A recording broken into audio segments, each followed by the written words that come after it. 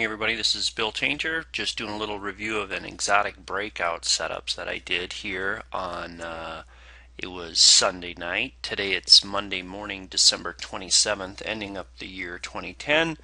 So here's what I was doing, is I was putting out some lines of support and resistance on 4-hour charts and watching these big moves. And very simply is I'll put in a line where I see this, where I'll see it touch, I'll see a lot of candles starting, stopping, opening, closing, highs, lows at a level.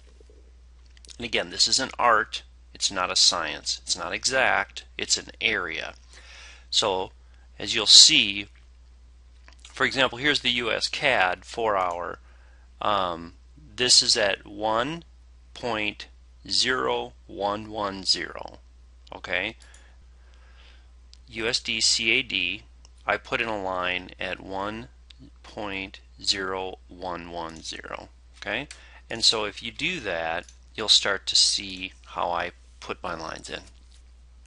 Well, this little trade approach that I've been watching, and I had 3 for 3 winners last night, which is pretty cool, is I simply watch for price to come down and start to interact at these big levels, and I kind of look at everything and I decide breakout patterns, and then I drop down to a 15-minute chart and I check out some things, and I have 3 examples for you. Now, I didn't trade this because I had missed it or it didn't behave. It was already in the middle, and I don't want to trade it in the middle. I want to trade it right at these support resistance lines. So I look at the bias, the keys, I look at channels, resistance, support, other things. So let's look at the Aussie dollar. It was the first one that I analyzed, and I liked it. Alright, now here I pulled 31 pips, which I don't know about you, but to me that's pretty magical. Pulled off 31, and then I set the second, and I didn't want to just go in the middle. I want to pull more to get back some of my losses of 30 pippers. Alright, so I put it at least 31. I'm like, gosh, I want to get these 30 pips, and then we'll see what happens. And I thought, or my analysis said, it's going to go to the channel. It's going to go across to the black line. It's here. It's either going to break down or break up. So here it's Sunday night. Now look at this. I can change time frames now because this is done. So I'm going to right click the chart, expert advisors, say remove. I'm done. All my orders are closed.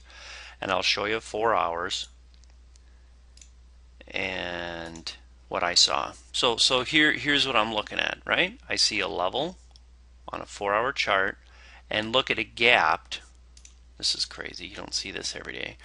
Look how it bumped, it bumped, it bumped, and bumped, and bumped. Opens up Sunday night below. Look at that. It opens up way down here. And it had chopped a little bit.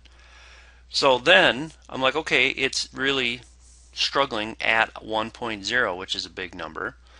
It's a key, and it's at one of my lines, right? So then I right click the chart. I said, let's go look at what an hour looks like. And you see the little green arrows where I activated so it's about 8 o'clock at night my time, 9 o'clock Eastern time. 8 p.m. is when I set this up. The candles bounce around down in here. And so I saw it gaps down. It pushed up, came back down, came back up, it oscillated, and so I jumped in here and I said, if it breaks new highs here, it's going up, and if it breaks new lows here, it's going down. That was my analysis, right? Just kind of doing a simple breakout. I'm compressing, compacting the channel, kind of, right? So let's go down to a 15, and here's where I put it in. When the price was right here, I put a little box. And I said, when price was right here, I put my buys above this previous high of Asia, and I put them near the bottom of the low of Asia, right? So it kind of did a push up, it did a push down, it did a little less high, and now I'm kind of coming in. So I let it kind of cycle around, right? In other words, there was no trend. There was no higher highs, lower lows kind of stuff. Hold on a second. So I just said, okay, well now it's got to move in one direction or the other. So I set up my stops and take profit lines. and loaded it up.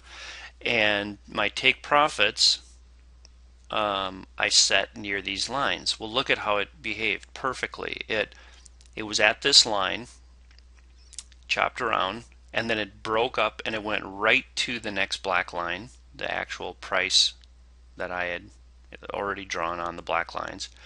Now, I did have some trouble with my code, and I don't know why. This is confusing, but because it was here for an hour, and I did not get my take profit 2 filled, which I lost some pips because this is 30. It's probably at least, I can check it here, it's probably over 40.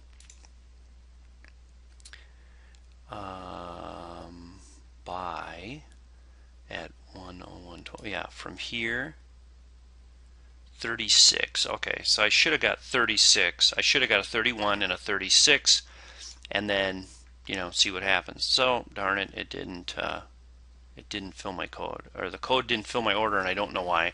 And then it did come all the way back down. It stopped me out here. So I got 31 pips and 1 pip. Okay. Now the same thing. I look at the New Zealand dollar on a 4-hour. I don't like it. It's in the middle of no man's land. Plus, oh, this is nice. Look at all these. Look at this cluster. Oh gosh. Do you think it's going to stop somewhere in here? Look at this. It is huge resistance in here. I could probably sneak in here at the bottom and put in a short. New Zealand US dollar.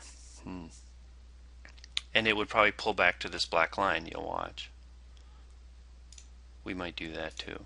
I might pop that in when I get done here analyzing this. So that's a good one. All right, Euro Yen. Okay, here's another trade I took. And I'm done, so I can remove the expert advisor. Okay, I'll drop to a 4-hour.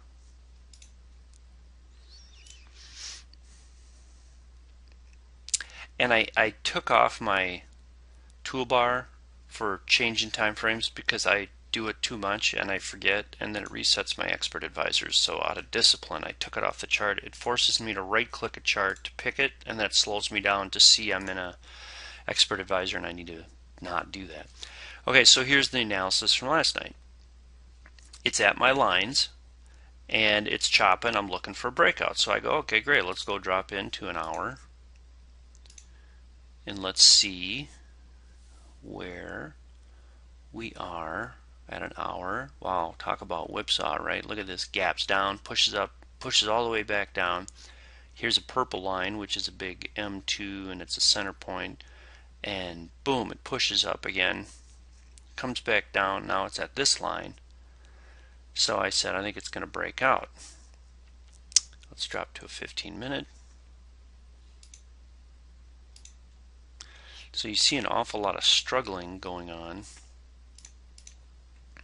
at these lines. Now here's the little box where price was when I put in my high. I said if it goes above this point, it's going up. And if it breaks new lows, it's going down. So here's what it did. Right away, I mean almost immediately, I'm in. Chops along forever, drops down, I'm in bed, and when it was at this point, oh, I see what happened. When it was at this point, I'm like, this has got to go up or down, and I'm not sure, and I moved it to break even at this point, so this is not true. I didn't want to risk this, so my attachment to money killed me here.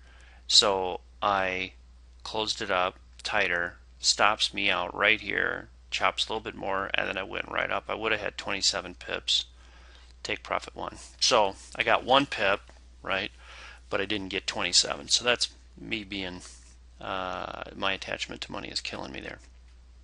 All right, so let's go look at one more that I set up on the Euro CAD for 24 pips. It was nice. Hold on. Okay, so here's the Euro CAD.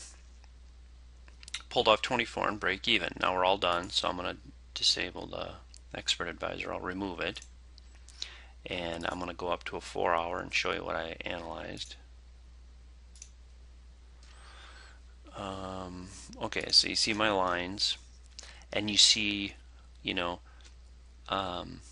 price again went down, couldn't stay down, came up, and now it's at this line. So I'm like, okay, great. It's either going to break down or it's going to break up. Let's see what we can do here. So I went to an hour,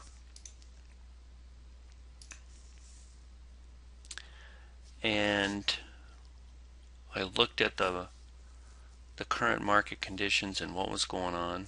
Kind of compressed, compacted the channel. Let's take a look at and now look at it's going higher. Let's take a look at a 15.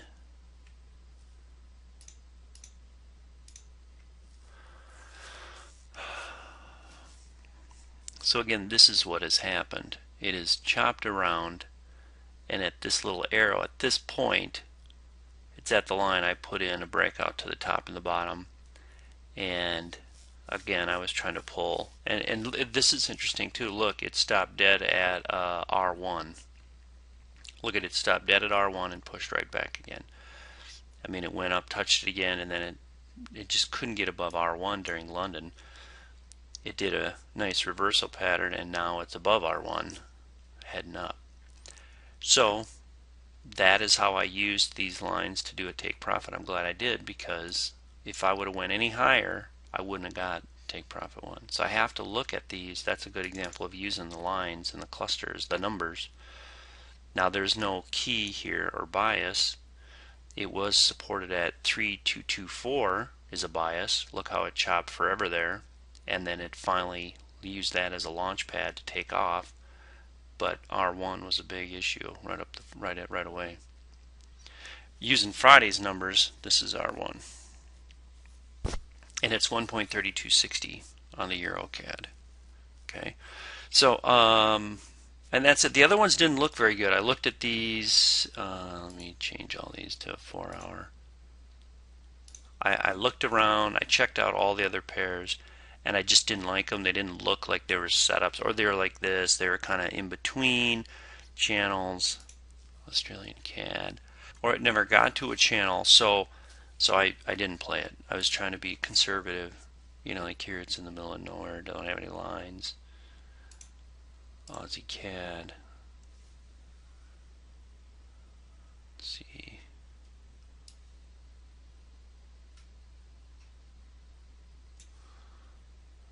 There's Aussie CAD.